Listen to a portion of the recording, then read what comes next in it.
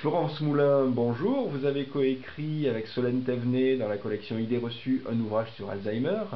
Quelle est l'idée reçue la plus courante sur Alzheimer? Bonjour d'abord. Alors il me semble que l'idée reçue la plus courante dans la maladie d'Alzheimer serait que la maladie d'Alzheimer n'est qu'une maladie de la mémoire. Or effectivement, les troubles de la mémoire sont très importants dans la maladie d'Alzheimer.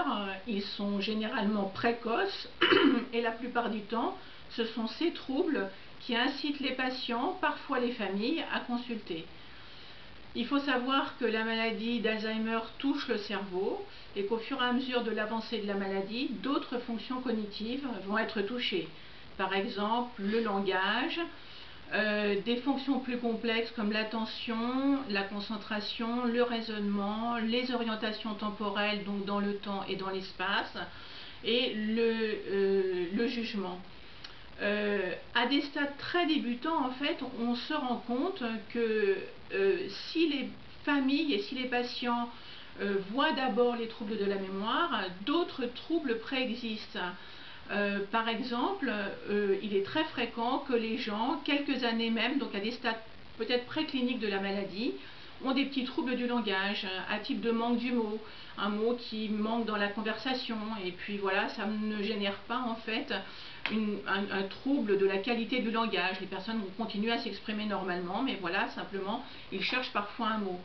Il y a d'autres troubles en fait qu'on observe dans la maladie d'Alzheimer et qui sont certainement des troubles très précoces, c'est ce qu'on appelle des troubles des fonctions exécutives. Donc ce sont des fonctions très complexes en fait et qui permettent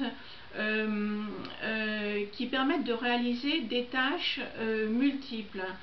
Par exemple, de faire du bricolage ou un bricolage un petit peu compliqué, d'organiser un repas un petit peu compliqué, de pouvoir mettre par exemple sur pied un voyage avec des amis, etc. Donc ça demande en fait, ça sollicite beaucoup le cerveau, de nombreuses activités cognitives, et ça ce sont des choses qui deviennent un petit peu compliquées pour des gens qui commencent, qui ont les premiers signes en fait peut-être de la maladie d'Alzheimer.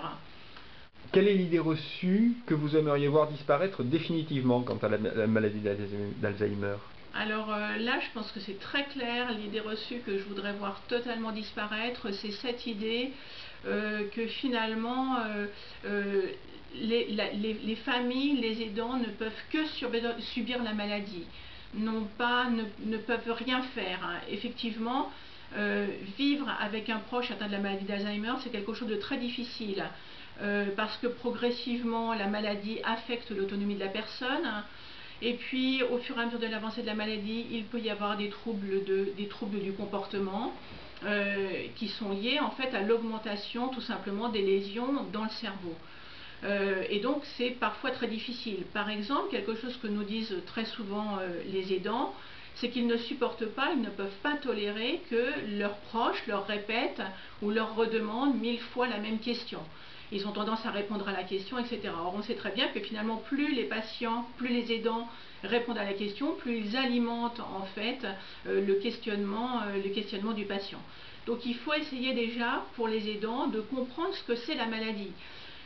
On leur dit vous avez la maladie d'Alzheimer, les aidants ils ont une vague idée de la maladie d'Alzheimer, ils s'apprécient une maladie de la mémoire, ils ne s'attendent pas forcément à tous les autres troubles auxquels ils vont être confrontés tout au décours de la maladie. Et donc ils doivent apprendre à en comprendre les signes, à en repérer les symptômes et à savoir aussi que finalement ils peuvent agir beaucoup plus qu'ils ne le croient sur ces symptômes et sur ces troubles.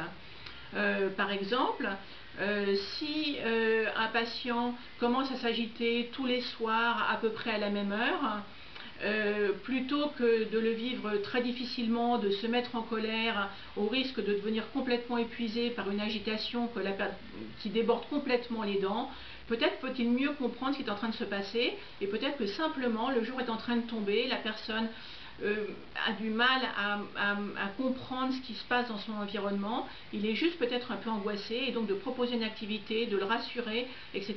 va permettre peut-être, ou pas, et peut-être il peut y avoir d'autres explications, à l'aidant de trouver les autres explications dans le contexte, mais finalement le comportement va pouvoir s'éteindre tranquillement. Donc c'est très important en fait pour les aidants de faire ce travail de décodage finalement de ce qui est en train de se passer.